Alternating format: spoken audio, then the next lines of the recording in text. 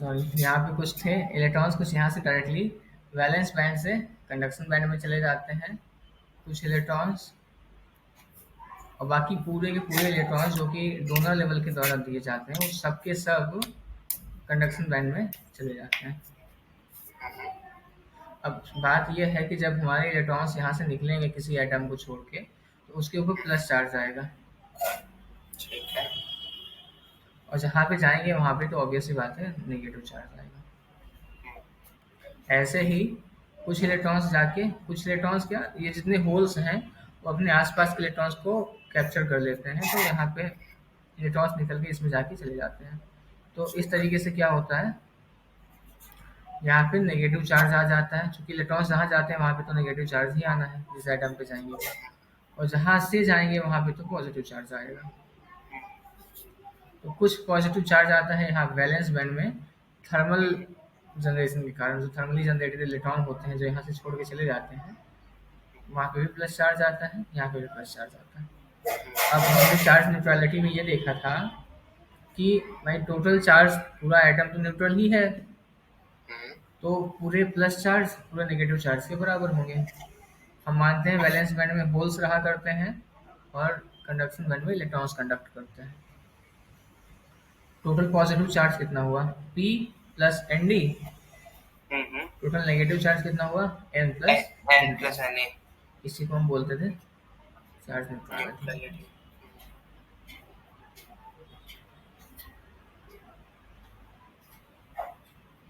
ये था चीज। अब इससे थोड़ा सा आगे बढ़ते हैं, इसका अब हम देखते हैं ना पीएन जंक्शन में क्या होता है, क्योंकि हमने तो इसमें तो क्या किया था, एक ही गुटके के अंदर दोनों इंजेक्ट कर दिए थे। पीएन जंक्शन क्या होता है कि भाई हम एक पी टाइप का लेते हैं, एक एन टाइप का लेते हैं।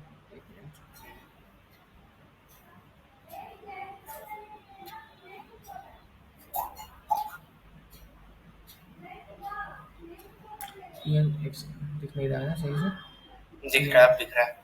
हाँ पीएन जंक्शन। पीएन जंक्शन क्या होता है, जैसे दिख ही रहा है नाम से ही, भाई एक पी टाइप का गुटका लेंगे, एक एन टाइप का लेंगे। अब पी टाइप एन टाइप तो ऑब्वियस सी बात है एक्सटेंसिव कंडक्टर्स हो गया, तो हमने क्या लिया, एक ले लिया पी टाइप का, इसमें इसको डिफ्यूज या बोल दो कि कैसे बोलते हैं, दोनों को अटैच कर दिया हमने। हेलो, फंस गया क्या मेरा, हेलो, नेट गया क्या? हाँ नेट का कुछ इशू आ गया था। हाँ स्क्रीन फ्रीज हो गई। चलो ठीक है, अब बात दिख रहा है। एक काम करना, बस पीएन जंक्शन को थोड़ा ऊपर खिसका दो, बस तुम नीचे लिखोगे ना इसलिए कह रहा है। बस बस बस बस बस बस चल एक मिनट रुकिए, मुझे इसके ऊपर रख ले रहा हूँ।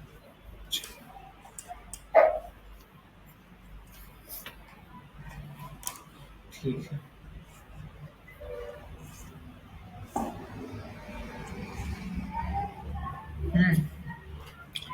पी एन टाइप, ये एक बस एक ब्लॉक था यहाँ पे, एक ब्लॉक हमने और ऐड कर दिया इसमें जाके, मतलब मर्ज कर दिया, ऐसा कुछ समझिए। अब वो थर्मली हो सकता है या जो भी कुछ भी मेथड लगाया हमने, जैसे कर दिया। अब क्या होगा इसमें, पी में हमें पता है कि ढेर सारे होल्स होते हैं, मान में इनमें हमें ये पता है ढेर सारे इलेक्ट्रॉन्स होते हैं। इलेक्ट्रॉन्स। अगर हम इसका एनर्जी बैंड डायग्राम बनाए तो हमें कुछ इस टाइप का दिखता था। ये इसका Fermi level E F P type का ऐसा होता था, नीचे होता था, और एन टाइप का कुछ ऐसा होता था, ऊपर होता था। ठीक है ठीक है। देखना क्या क्या है मामला यहाँ पे, इसका फर्मी लेवल इधर है, इसका फर्मी लेवल इधर है। ऊपर है। अब हमने चूंकि दोनों को एक डिवाइस बना दिया, मर्ज कर दिया, तो इनकी एक फिजिकल प्रॉपर्टी ये होती है कि ये ट्राई करते हैं कि हम फर्मी लेवल को मेंटेन रखें। अब हमें फर्मी लेवल को मेंटेन रखना है, तो क्या क्या हो सकता है, अच्छा मतलब वैसे नॉर्मल सी बात है कि मतलब हमें अब इस लेवल को नहीं देखना है कि हमें वैलेंस बैंड मेंटेन करना है या कंडक्शन बैंड, कंडक्शन बैंड अब ये तो ऊपर शिफ्ट हो जाएगा थोड़ा सा तो नीचे आ जाएगा। फर्मी लेवल मेंटेन होना चाहिए क्योंकि यही हमारा थर्मल इक्विलिब्रियम वाली कंडीशन दिखाता है और यही सबसे बड़ा पॉइंट है इसमें, फर्मी लेवल को मेंटेन रखना। तो हम ऐसा नहीं कर सकते, इसको इसको थोड़ा सा यहाँ तक ऊपर उठा दें, इसको थोड़ा सा नीचे लेते हैं ठीक है। ना, ये इतना ऊपर जाएगा, ये इतना नीचे आएगा। अगर हमने ऐसा कर दिया तो हमारा ये फर्मी लेवल एकदम सेंटर में आ जाएगा। लेकिन इसको उठाने के लिए हम, इसका मतलब नहीं केवल फर्मी लेवल उठा के कर दें, ऐसा नहीं। अच्छा, इस पूरे ब्लॉक मतलब इस पूरे एनर्जी डायग्राम को ही थोड़ा सा ऊपर कर देते हैं। ठीक है। ये क्यों हो रहा है हम उसको देखते हैं बाद में। ठीक। एक बार बना देते हैं कैसे हुआ, उसके बाद अपने आप समझ में आ जाएगा क्या हुआ। इसको हमने ये पूरे शिफ्ट कर दिया, इसको ब्लॉक को थोड़ा सा ऊपर, सब कुछ वैसा ही रहेगा, बस ये थोड़ा सा इधर आ गया और हमने इस लेवल को लिया, मेंटेन कर लिया यहाँ तक। अब हम इसको थोड़ा सा नीचे लेके आएंगे, इस वाले ब्लॉक को, क्या होगा अपना फर्मी लेवल चूंकि मेंटेन रखना था, नीचे लेके आएंगे तो यहाँ से आ जाएगा। जल्दी हो गया मुझे, यहाँ से चलिए चलेगा, कोई दिक्कत नहीं है, ऐसा कुछ हो जाएगा। इसको आके यहाँ से मर्ज कर देते हैं।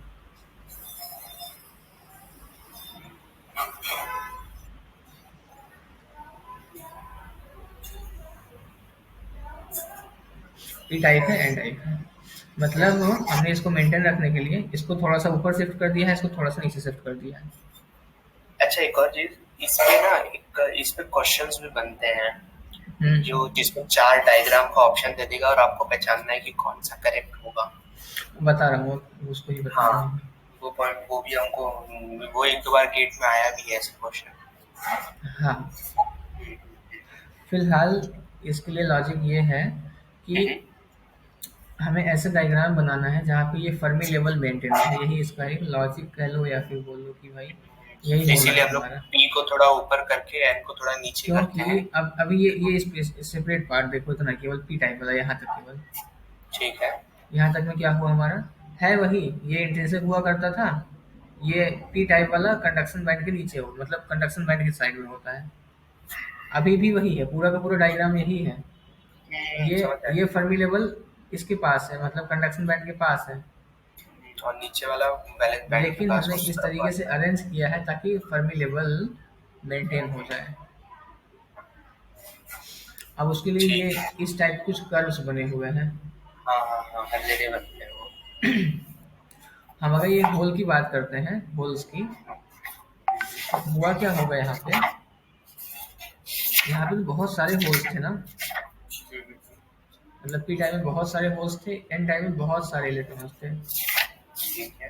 ठीक है, अब जब हमने दोनों को मर्ज कर दिया, जैसे यहाँ पे ढेर सारी वैकेंसीज थी, मतलब ये खाली बस है, वहाँ पे जाके ढेर सारे यात्री आ गए, तो एकदम से मतलब डिफ्यूज होने लगेंगे, जहाँ जहाँ सीट मिली जल्दी से जल्दी से पकड़ो पकड़ो।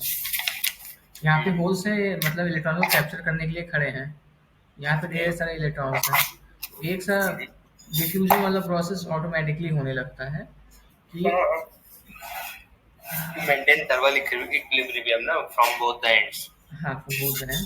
तो होता क्या है, एक चीज़ और समझ लेते हैं इसके पहले। जब हम डिफ्यूज करते हैं, बहुत काम का पॉइंट है, जैसे ये ब्लॉक था अपना, केवल पी टाइप का था, ठीक है। पी टाइप का था, ब्लॉक था ये अपना, इसका हमने एन डी डोनर कंसंट्रेशन से इसको डिफ्यूज किया। सॉरी, ये तो एन एन टाइप का हो गया, ठीक है चलो कोई नहीं चलेगा। इसी में आधा आधा कर दो।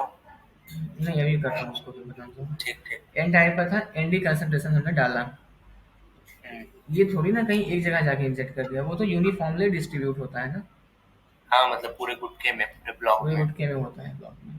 ऐसा नहीं बहुत ज़्यादा डाल देते हैं, बस वो जैसे 10 वैकेंसीज भी क्रिएट कर दिए ना, तो जैसे अब यूपीएससी में 10 सीटें निकली तो उसमें मतलब लाखों लोगों को भरना ही है, तो हलचल होती ही है, पूरे पूरे इंडिया में हलचल होती है। तो वैसे ही हमने कहा 10 वैकेंसीज भी डाल दिया इसमें,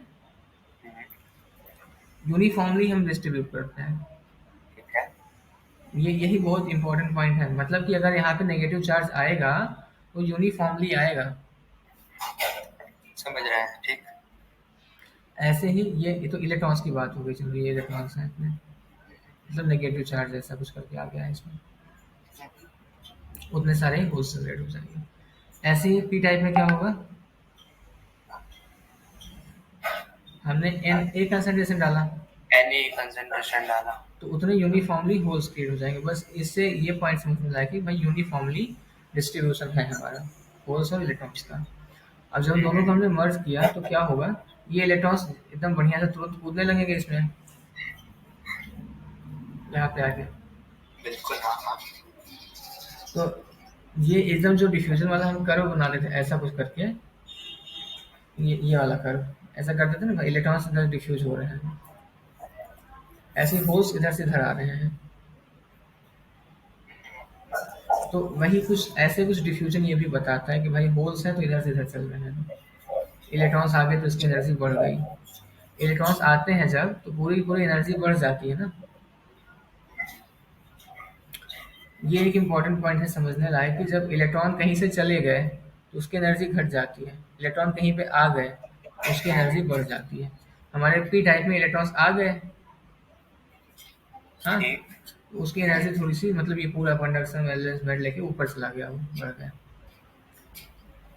एन टाइप में होल्स आ गए तो होल्स क्या करते हैं, एनर्जी को पूरा लेके नीचे चले जाते हैं, तो वो समझ नीचे रहे हैं, चला गया। हाँ।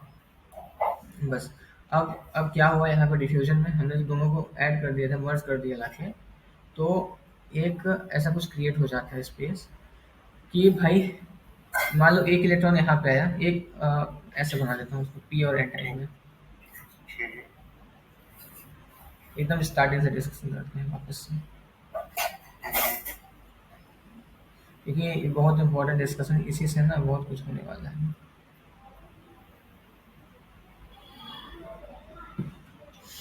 हमने अलग अलग डिस्टेंस क्यों बनाई, हम मानते हैं भाई हमारे पी टाइप में डोनर्स ज़्यादा, पी टाइप में थे एक्सेप्टर्स थोड़ा ज़्यादा थे, एन टाइप था डोनर्स थोड़ा कम थे। देखते हैं यहाँ पे एन ए एक्सेप्टर्स हैं तो यहाँ पे होल्स होंगे यूनिफॉर्मली, होल्स डिस्ट्रीब्यूटेड होंगे। यहाँ पे इलेक्ट्रॉन्स होंगे, पूरे होंगे तो पूरे ब्लॉक में। अब मानते हैं एक इलेक्ट्रॉन आया यहाँ पे नेगेटिव चार्ज हो गया, ऐसे ही पूरी पूरी लेयर पे कुछ नेगेटिव चार्जेस हो जाएंगे। बिल्कुल। अब जब अगला इलेक्ट्रॉन आना शुरू करेगा तो उसको एक रिपल्सन फेस करना पड़ेगा ना माइनस इलेक्ट्रॉन से। वो चले एक लेयर और तैयार हो गई, यहाँ पे भी नेगेटिव चार्जेस आ गए, मतलब पहले एक नेगेटिव चार्ज की लेयर तैयार हुई, वो थोड़ा सा रिपल्सन फेस किए, अगले में और रिपल्सन होने लगा, फिर अब दो दो लेयर्स तैयार हो गई, फिर और इलेक्ट्रॉन आएगा तो उसको और प्रॉब्लम फेस करनी पड़ेगी। तो एक होता क्या है कि एक कुछ लेवल तक, मतलब 2-3 लेवल तक आके, कुछ डिस्टेंस तक ये आके जितने जितने होल्स होते हैं पी टाइप में, उसमें सब में इलेक्ट्रॉन्स भर जाते हैं। अब हाँ, वो ठीक है। वो इलेक्ट्रॉन्स इतने भर जाते हैं, उसके आगे इलेक्ट्रॉन्स को जाना अब पॉसिबल नहीं होता, क्योंकि रिपल्सन थोड़ा ज़्यादा बढ़ जाता है, तो अब इलेक्ट्रॉन्स यहाँ पे नहीं जाएंगे। ऐसे ही यहाँ पे इलेक्ट्रॉन्स हैं, होल्स, इधर से हाँ, होल उसमें जाते होल्स आ हैं, रहे हैं। एन टाइप में होल्स जाते हैं।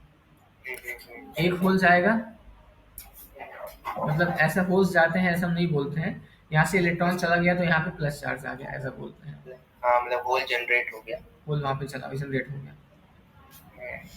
ऐसे ही यहाँ पे प्लस चार्ज हो गया, इलेक्ट्रॉन मतलब आयन तैयार हो गए, प्लस आयन, इलेक्ट्रॉन गया तो आयन तो आ ही जाएंगे, आ जाएंगे आयन, आ जाएंगे आयंस।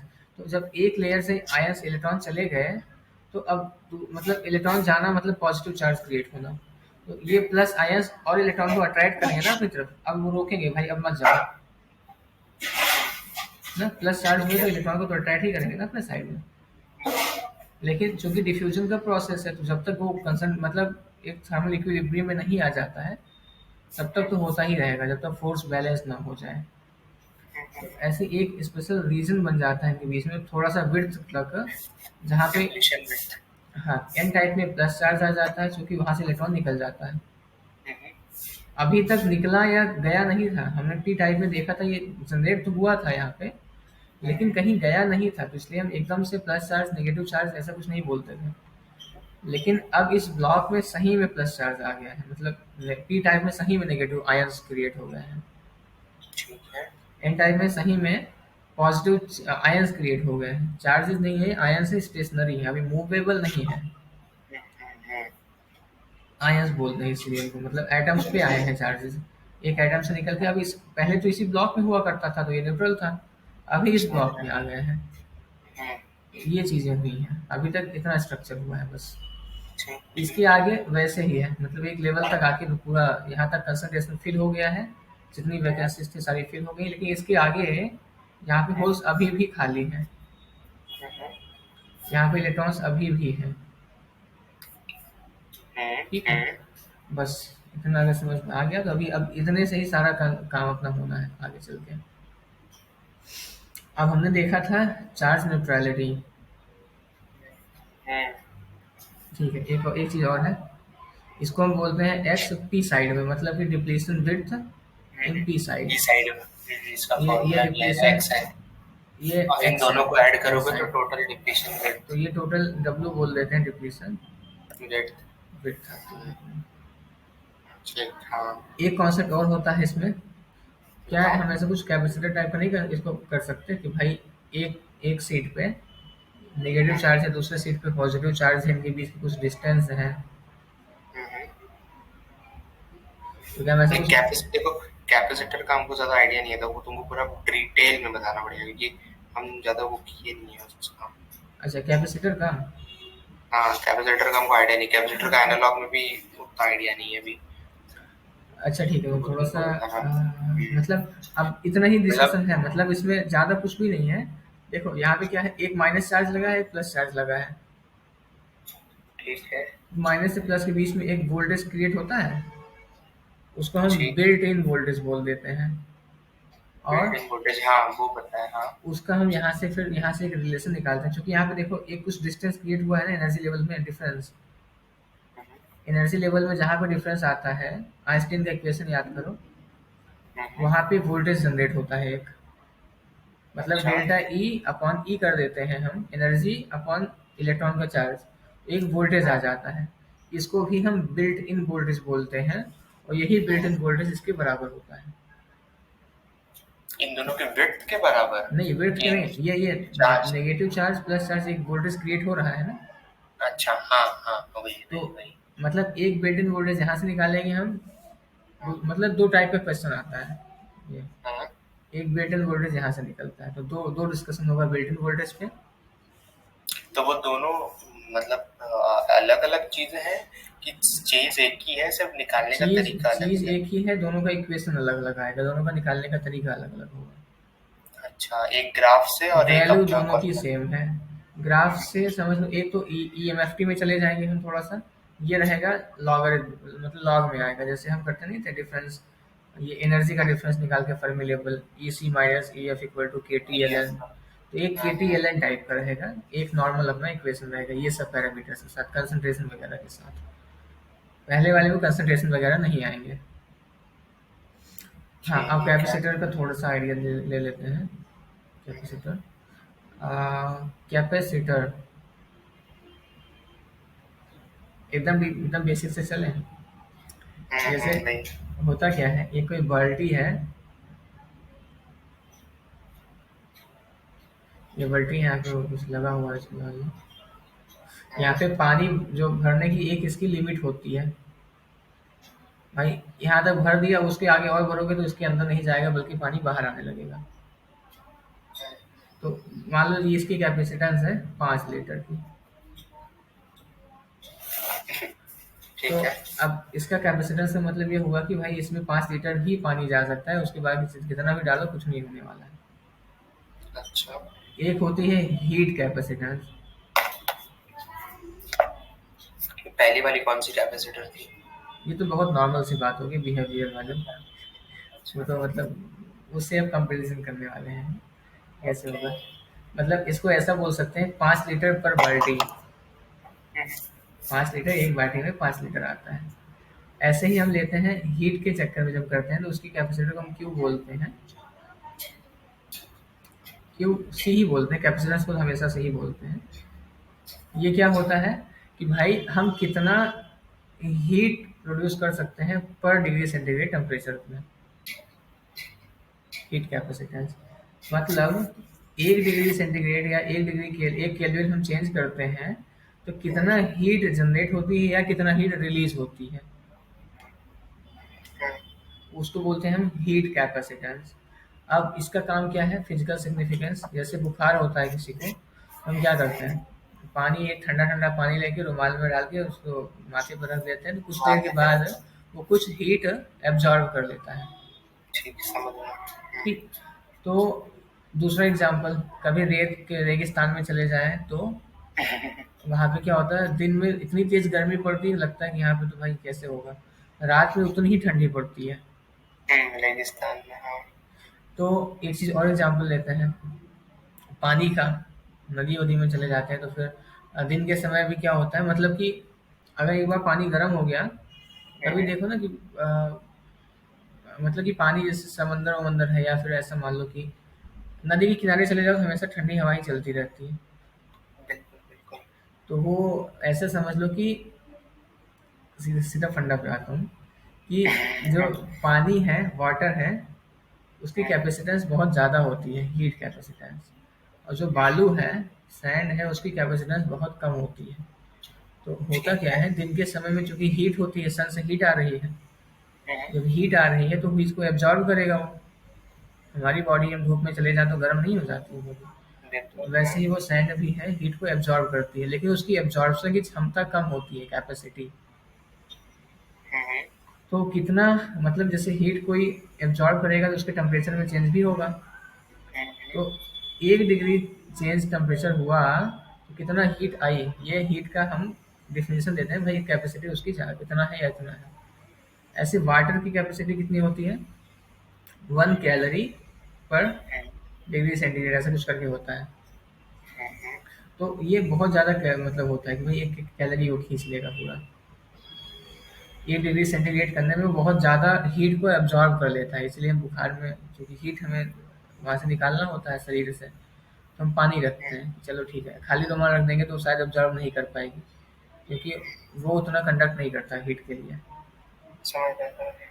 तो कैपेसिटेंस का मोटा मोटा हिसाब ये था कि 1 डिग्री सेंटीग्रेड को कंज्यूम, मतलब 1 डिग्री सेंटीग्रेड की कमी लाने के लिए कितना वो हीट एब्जॉर्ब कर ले रहा है, ऐसा कुछ करके था। यही जब हम ठीक। अपने इलेक्ट्रिक फील्ड में आते हैं, इलेक्ट्रिसिटी वाले केस में आते हैं, तो यहाँ पे क्या होता है, हीट का सीधा सीधा रिलेशन, जैसे यहाँ पे क्या था, क्यू होता था हीट, ऐसे यहाँ पे क्यू हो जाता है चार्ज। 1 डिग्री वोल्टेज में चेंज करने के लिए कितना, मतलब कितना ज़्यादा चार्ज हम इकट्ठा कर ले रहे हैं। मतलब बाल्टी के केस में कैपेसिटेंस का मतलब होता है कितना पानी आ रहा है उसमें। ठीक। हीट के केस में रिलेटिवली हम लेते हैं ना भाई, एक हमने टंकी खरीदा जिसमें 500 लीटर आता है पानी, एक टंकी खरीदा जिसमें 1000 लीटर आता है पानी, तो वही है। तो 1 डिग्री सेंटीग्रेड टेम्परेचर में चेंज किया तो कितना हीट आ गई हमारे पास। समझ गया। तो ऐसे ही जैसे हीट है, वैसे ही हमारा है चार्ज कैपेसिटेंस। कैपेसिटेंस का सीधा सीधा रिलेशन है चार्ज से, कि हम कितना ठीक है। ज़्यादा चार्ज स्टोर कर सकते हैं इसमें। अब वो कैपेसिटर में। कैपेसिटर में, लेकिन अब कोई ना कोई रिलेटिविटी होनी चाहिए ना, किसके रिस्पेक्ट में बोल रहे हो। भाई वो बिल्कुल, हाँ कितना हाँ। कितना बड़ा बर्तन ले लेंगे, क्या हो जाएगा उसमें। तो हम रिलेटिव लेते हैं वोल्टेज को, कि भाई एक वोल्टेज में चेंज हुआ 1 डिग्री, क्योंकि वोल्टेज ना, जितना ज़्यादा वोल्टेज हम डिफरेंस क्रिएट करेंगे उतना ज़्यादा चार्जेस का फ्लो होने की पॉसिबिलिटी रहती है। ठीक है। ये समझे हम, या फिर ऐसा समझ लेते हैं, जो करंट होती है, करंट का जनरेशन का रीजन हमेशा वोल्टेज होता है। करंट की वजह से वोल्टेज नहीं आता, वोल्टेज की वजह से करंट आती है। करंट की वजह से वोल्टेज, हाँ ठीक है। ठीक है। तो वोल्टेज की वजह से चार्ज, करंट क्या होती है, फ्लो ऑफ चार्ज ही तो हुआ। तो वोल्टेज की वजह से हमारा चार्ज आया, इसलिए हम बोलते हैं भाई एक 1 डिग्री वोल्टेज में चेंज किया, मतलब 1 वोल्ट में चेंज हुआ, तो कितना चार्ज आया उस मटेरियल पे। हमने ये अपना पेन ले लिया, इस पे पता लगा एक एक कुछ भी चार्ज नहीं आया, हमने बहुत वोल्टेज लगा दिया, इसकी कैपेसिटेंस, मतलब ऐसा बोलेंगे हम, कुछ नहीं है, जीरो है। अब अर्थ है, धरती, तो इसमें तो वोल्टेज ही नहीं होता क्रिएट, मतलब कितना भी चार्ज डाल लो वोल्टेज में कोई फ़र्क नहीं पड़ता। इसकी कैपेसिटेंस इन्फिनिटी बोल देते हैं। हम्म, तो ये कुछ बेसिक एग्जांपल्स थे, लेकिन अल्टीमेटली फंडा यही है, जो अपनी कैपेसिटेंस होती है वो होती है 1 वोल्ट में चेंज करने पे कितना चार्ज इस डिवाइस पे आया। बस इतना सा ही है कैपेसिटेंस का वो मैटर। अब वही है, अलग-अलग अब तरीके हैं। अगर टाइप्स हम ऑफ कैपेसिटेंस। टाइप्स हैं, मतलब एक हम गोला ले लेते हैं, एक छोटा गोला ले लेते हैं। अब इसमें कनेक्ट कर दिए तो वही वाला क्वेश्चन आ गया फिर। ये बड़ा, तो हमें ऐसा लगता है जैसे 5 कूलम्ब चार्ज है, इस पे 10 कूलम्ब चार्ज है, या फिर ऐसा कुछ। चार्ज से तो नहीं बोल सकते हम इस पे, मतलब ऐसे नॉर्मली ऐसा क्वेश्चन पूछ सकते हैं कि ये बहुत बड़ा गोला है, छोटा सा गोला है, तो चार्ज कहाँ से कहाँ जाएगा, या हीट कहाँ से कहाँ जाएगी। तो हीट का फ्लो तभी होगा जब यहाँ पे टेम्परेचर डिफरेंस रहेगा, मानोगे? तो ये इसीलिए तुमने यहाँ पे टेम्परेचर लिखा था। हीट का फ्लो तभी होता है जब टेम्परेचर डिफरेंस क्रिएट करेंगे। ऐसे ही तो चार्जेस का फ्लो यहाँ कैपेसिटर का पे। जो चार्जिंग होता है हाँ, वो इनवर्सली प्रोपोर्शनल टू टेम्परेचर होता है। कैपेसिटेंस का नहीं, ये मैं हीट की बात कर रहा हूँ। सी का इक्वेशन तुम लिखे हो ना, C is equals to Q by T. हाँ, ये क्यू हीट है, चार्ज नहीं है ये। हाँ, लेकिन उधर वाला C का भी मैं कंफर्म कर रहा हूँ, जो C लेफ्ट हैंड साइड में जो C लिखे हो। ये कांस्टेंट है, कैपेसिटेंस है। अच्छा चलो ठीक है। मतलब ये तो कांस्टेंट आ जाएगा ना एक पर्टिकुलर डिवाइस के लिए। यहाँ पे ये अच्छा। होता है कि जो ये ऐसे लिख लो इसको कांस्टेंट मान लो, तो Q directly proportional to T हो गया ना। ये जो ठीक है। फर्स्ट लॉ ऑफ थर्मोडायनेमिक्स हुआ करता था, सेकंड लॉ अरे जो अब भी था। इतना याद नहीं है। अब मुझे भी नहीं याद है, मतलब बोलने में क्या जाता है। तो ऐसा था ना कि रीज़न यही था कि यहाँ पे ये बड़ा सा गोला ले लिए, छोटा सा गोला ले लिए, हम पूछते हैं हीट का ट्रांसफर किधर से किधर होगा। हमें सबसे पहले ये पूछना पड़ेगा कि टेम्परेचर डिफरेंस किधर है, मतलब किसका ज़्यादा टेम्परेचर है। तो जिसका ज़्यादा टेम्परेचर होगा वहाँ से हीट लोअर वाले में आएगी, ताकि दोनों का टेम्परेचर इक्वल हो जाए। ठीक है ठीक है। यही तो हम करते थे ना, इक्वेशन वगैरह यही तो सॉल्व करते थे। एक हमने ले लिया कि शरबत ले लिया, उसमें शरबत नहीं, दो मतलब दो लिक्विड ले लिए, उनका एक का टेम्परेचर थीटा वन था, दूसरे का थीटा टू हुआ करता था, तो ऐसा ऐसा करके कर लेते थे कुछ हम। ठीक समझ है, गया। तो यही चीज़ होता है कैपेसिटेंस के केस में भी। अब हम बहुत छोटा सा डिस्कशन करते हैं इसके, बस आगे बढ़ते हैं फिर इसके बाद। जैसे ये गोला वाला है कैपेसिटेंस, सर्कल है, इसकी कैपेसिटेंस कितनी होती है? इसकी रेडियस आर है, और बस इसकी रेडियस आर दिया हुआ है। इसकी कैपेसिटेंस कितनी होगी? तो अब हम देखते हैं ना कि इसके यहाँ पे सरफेस पे अगर हमने क्यू चार्ज डाला यहाँ पे, अब यहाँ पे ना हमें चार्ज देगा ना हमें कुछ देगा। डेफिनेशन तो यही है कि एक वोल्टेज में चेंज करेंगे तो कितना चार्ज आ सकता है। तो हम अब वो चेंज करके हम देखते हैं कितना आ सकता है। तो यहाँ पे मान लेते हैं हमने क्यू चार्ज दिया इसके ऊपर, तो यहाँ पे इसके सरफेस पे वोल्टेज कितना आएगा? 1/4 pi epsilon naught Q by R आएगा। यार हाँ। आएगा। अब क्यू बाई ई यहाँ से निकाल लेते हैं, क्यू बाई वी, तो क्या आ गया? 4 पाई एप्सिलॉन नॉट आर आ गया। तो ये कांस्टेंट ही तो हुआ, यही कैपेसिटेंस हुई इसकी। अच्छा। और ये क्यू बाई वी कैपेसिटेंस हो जाती है इसकी। तो ये इसका एक अब यहाँ पे क्या हुआ, जितना ज़्यादा रेडियस बढ़ाएंगे उतना ज़्यादा कैपेसिटेंस होगी इसकी। ठीक है, जितना ज़्यादा रेडियस होगा उतना ज़्यादा कैपेसिटेंस होगा, उतना ज़्यादा वो चार्ज ले सकता है। चार्ज का फ्लो कितना किधर होगा वो सिर्फ और सिर्फ वोल्टेज पर डिपेंड करेगा। ये क्लैरिटी है बस। अभी ये एक चीज़ समझ में आ गया। एक छोटा सा और होता है, ये वाले जो हमें पढ़ना है अभी। ये हमने दो डंडा बनाया है, लेकिन ऐसा ऐसा कुछ है नहीं। यहाँ पे एक स्लिट है, मतलब कि ये प्लेट टाइप का है। प्लेट कैसा प्लेट? जैसे यहाँ पे मान लो ये दोनों है, तो ये एरिया ही ना पूरा। यहाँ पे ये एरिया है पूरा, इसीलिए तो वैसा ही है, एरिया टाइप का है। हेलो। हाँ कौन? नहीं जी, अभी कुछ देर में बात हो पाएगी। कुछ देर में बात हो पाएगी, अभी नहीं।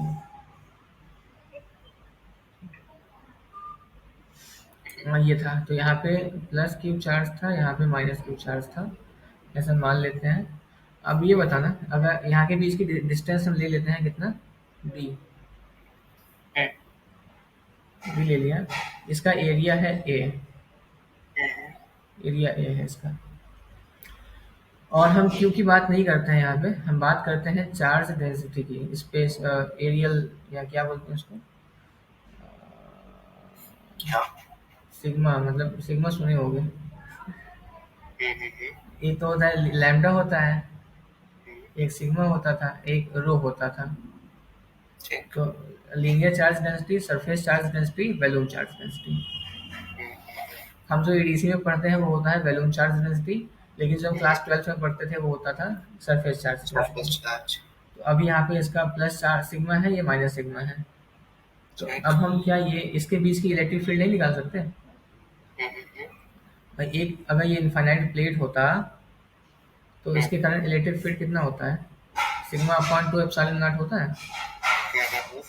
ये प्लस चार्ज है तो इसके कारण इधर होगा, ये माइनस वाली प्लेट है इसके कारण भी इधर इसके होगा। इस तरह। दोनों का सेम होगा, सिग्मा अपॉन 2 एप्सिलॉन। तो इसका जो नेट आ जाता है electric field, sigma upon epsilon. Epsilon. ये होता था, मतलब ये तो बेसिक इक्वेशन था, इतना होता था। ठीक है, ये पता चल गया। हम ऐसा निकाल क्यों रहे हैं, क्योंकि हमें ये वोल्टेज निकालना है, इनके बीच में वोल्टेज का डिफरेंस कितना है। ठीक, वोल्टेज का डिफरेंस कितना आएगा, हमें ये पता है कि भाई अगर हमें इलेक्ट्रिक फील्ड पता है और हम डिस्टेंस से मल्टीप्लाई करते हैं तो हमारा वोल्टेज डिफरेंस निकल आता है। ठीक है। वोल्टेज कितना है ये निकल आएगा। वोल्ट कितना आ गया, sigma upon epsilon D sigma area भी अपॉन आता है। एप्सिलॉन डी आ गया। अब सिग्मा क्या होता है, इस पे टोटल चार्ज कितना हुआगा अपॉन इसका area. Q A upon epsilon D. हाँ, नहीं सॉरी सॉरी सॉरी, कुछ गलती हो, सही है कुछ सही है। गलती है। देखो sigma upon A epsilon D ऐसे कुछ होता है, क्यू नहीं आ नहीं पाता है, नहीं, रुकना। थोड़ा सा एक सेकंड, गलती हो गई, गलती हो गई हाँ, मुझसे। ए एप्सिलॉन होता है, ऊपर आएगा हम्म, ए। अरे वो तो ठीक है। हाँ सॉरी सॉरी सॉरी, सिग्मा, नहीं, छोटा सा गलती हुआ है, कहीं देख गलती लेंगे। हुआ है, निकालते हैं क्या गलती हुआ है।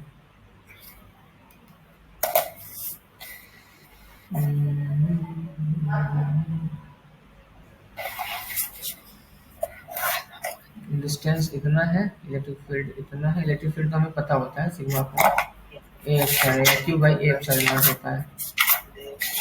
एक मिनट में निकाल ले रहा हूँ, तो मतलब 145 क्यू बाई आर स्क्वायर, ये होता है Q by R, 4 pi R square इतना होता है, सिग्मा को एप्सिलॉन होता है। नहीं, फोर इलेक्ट्रिक फील्ड तो इतनी ही होती है, हमें निकालना था यहाँ पे केवल क्यू अपॉन वी। देखो, जो कैपेसिटेंस होता है ना, वो होता है डी क्यू अपॉन में डी वी। हाँ, आप सही लिखे हो, तुम बुक में से देख के बता रहे थे, सही लिखे हो, नीचे वाली लाइन सही लिखे हो, ये मुझे एप्सिलॉन लाइन ए तो, बाय। ये तो सही है, ये तो याद है मुझे, लेकिन इसका मैं डेरिवेशन कर रहा था, वो थोड़ा सा दिक्कत हो रहा था, क्योंकि इसी डेरिवेशन से तो आगे सारा काम होना है इसमें। डेरिवेशन नहीं, बट वो आना चाहिए ना, एक चीज गलती कहाँ पे हो रही है। यहाँ पे देखो, ये गलती लिखा था हमने, ये ई डी होता है ना, हम डी को नीचे क्यों लिखे हैं, शायद रहता है। ये अच्छा, है हाँ, बस। ठीक, तब डिस्टेंस। मतलब क्योंकि इलेक्ट्रिक फील्ड की वैल्यू इतनी थी ना वो। हाँ ठीक है। या ऐसा समझो, वापस से समझते हैं, इसके बीच की इलेक्ट्रिक फील्ड कितना हुई, sigma upon epsilon epsilon. D तो सिग्मा वोल्टेज, बटे एप्सिलॉन। इलेक्ट्रिक फील्ड कितना होता है, वोल्ट पर डिस्टेंस होता है, वोल्ट पर मीटर। अब ई की वैल्यू कितनी आ गई हमारी, sigma upon epsilon not. Sigma क्या होता है, चार्ज पर एरिया, आ गया। अब हमें वोल्टेज, हमें क्यू और वोल्ट का डिफरेंस चाहिए, अपॉन रेशियो चाहिए। इन दोनों का कंपेरिजन कर देते हैं। क्या आएगा? Q by V equal to A epsilon upon distance. ठीक।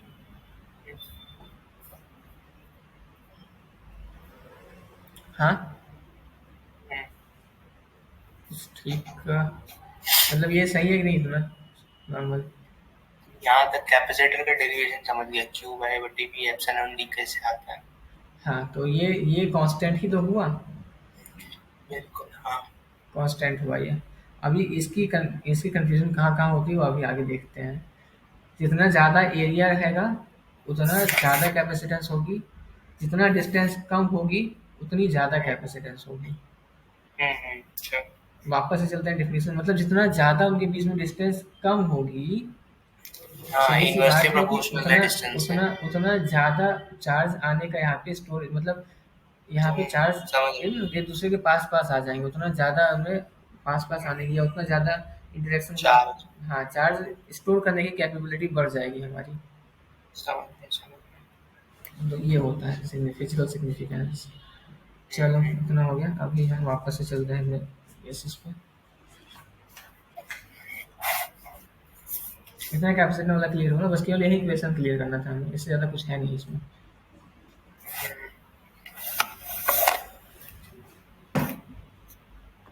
हम्म, हाँ, हम कहाँ पे थे? अब मैं फिर डायरेक्टली आता हूँ विड्थ पे आ रहा हूँ, फिर डिप्लीशन विड्थ।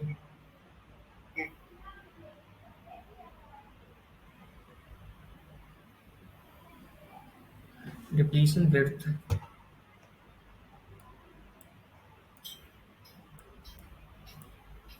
क्या होती है हमने देखा ही था कि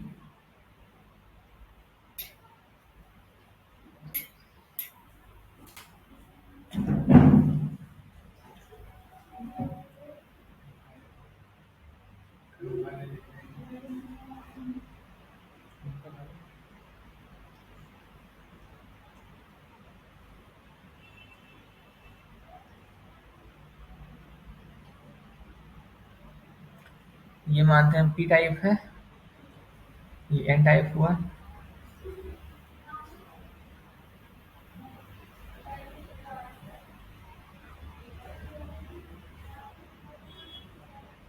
ये अपना जीरो वाला पॉइंट हुआ,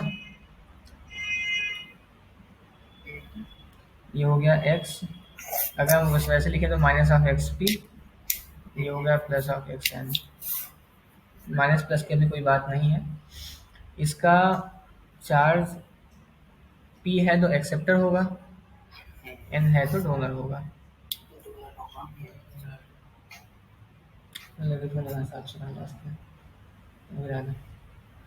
ये हो गया। चलो ठीक है, अभी हमें निकालना क्या था? Depletion width. अभी हमने देखा था कि भाई कितना भी डिफ्यूजन हो जाए इधर तो इस साइड में चूंकि इलेक्ट्रॉन इधर है, इधर आएंगे तो इधर माइनस चार्ज आएगा, इधर प्लस चार्ज आएगा। और जितने इलेक्ट्रॉन्स उतनी ही जगह को कैप्चर करेंगे, जितने ये एन ए जो जहाँ जहाँ पे होल्स हैं वहीं वहीं तो ये कैप्चर करेंगे आके, उसकी डेंसिटी तो सेम है। यही सेम किस्सा होता है यहाँ पे, जितने इलेक्ट्रॉन्स थे वहीं वहीं तो होल्स आएंगे, वहीं वहीं पॉजिटिव चार्ज क्रिएट होगा।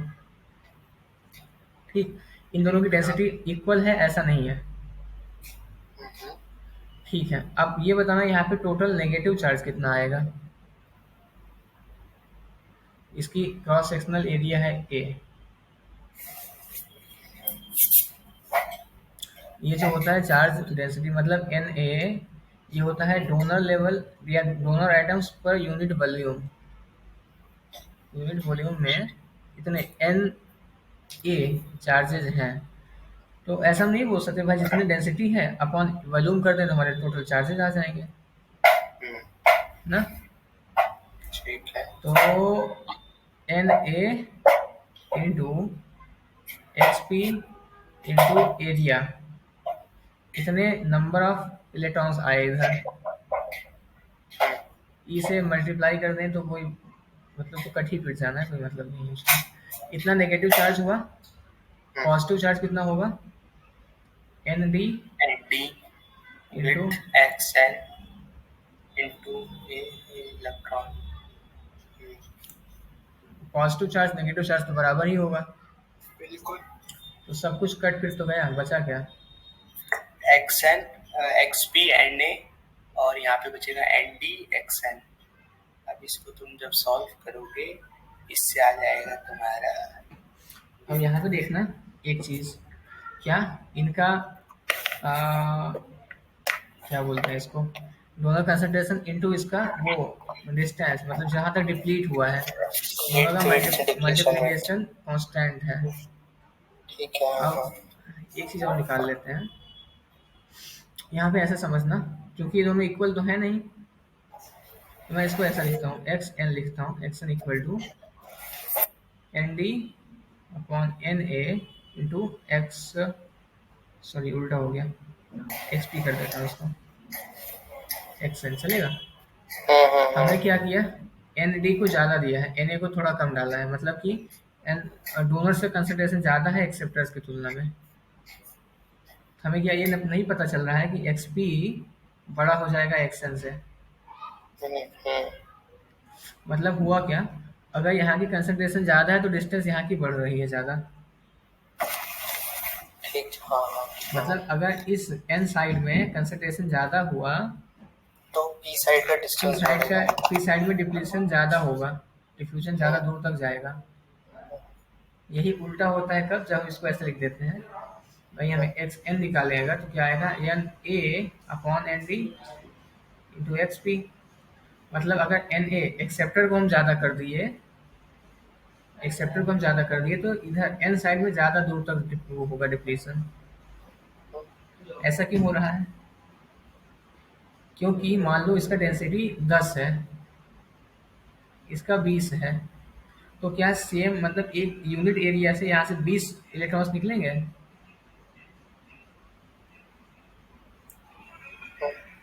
एक सेंटीमीटर में, मान लो एक सेंटीमीटर में इसका 20 इलेक्ट्रॉन्स पाए जाते हैं, यहाँ पे एक सेंटीमीटर में कंसंट्रेशन केवल 10 की है, तो यहाँ से तो एक ही सेंटीमीटर में निकलेंगे 20, लेकिन इसका दोगुना स्थान लगेगा नहीं 20 सेंटीमीटर तक को कवर करने के लिए चार्जेस को। मतलब बहुत ध्यान से समझना है इस पॉइंट को, बहुत जरूरी है समझना इसको। इसका कंसंट्रेशन ज़्यादा है एन साइड में, या पी साइड में मान लेते हैं, पी साइड में होल्स ज़्यादा है, मतलब एक यूनिट एक एक सेंटीमीटर की बात करते हैं यूनिट में, क्योंकि हम वैल्यू एरिया तो हमारा सेम ही है। तो एक सेंटीमीटर यहाँ पे 100 होल्स हैं, यहाँ पे एक सेंटीमीटर में 50 इलेक्ट्रॉन्स हैं। जब यहाँ से 100 होल्स जाएंगे उनको 100 इलेक्ट्रॉन चाहिए, तो क्या वो ज़्यादा दूर तक नहीं निकल जाएंगे ढूंढते हुए 100 इलेक्ट्रॉन्स को? ये इसके जैसे मान लो 1 सेंटीमीटर था, 1 सेंटीमीटर में केवल 50 इलेक्ट्रॉन पाएंगे ना, 100 इलेक्ट्रॉन के लिए इसको 2 सेंटीमीटर जाना पड़ेगा। ठीक है। डिप्लीशन भी तो ज़्यादा हो गई कि नहीं? मतलब कि चार्ज को न्यूट्रलाइज होने के लिए बहुत दूर तक जाना पड़ेगा ढूंढते हुए उनको। यही रीज़न है कि उसमें जो बेस वाली विड्थ होती है वो पूरी पूरी डिप्लीट हो जाती है कभी कभी बीजेटी वाले में, क्योंकि चार्ज को न्यूट्रल होना ही है, प्लस चार्ज या नेगेटिव चार्ज नहीं आना है। एक का कंसंट्रेशन ज़्यादा है, यहाँ पे बहुत ज़्यादा डेंसिटी है, तो ढूंढते हुए इलेक्ट्रॉन्स को बहुत दूर तक निकल जाएंगे, डिप्लीशन बहुत दूर तक होने लगेगा। बस ये था थोड़ा सा लॉजिक। ठीक है।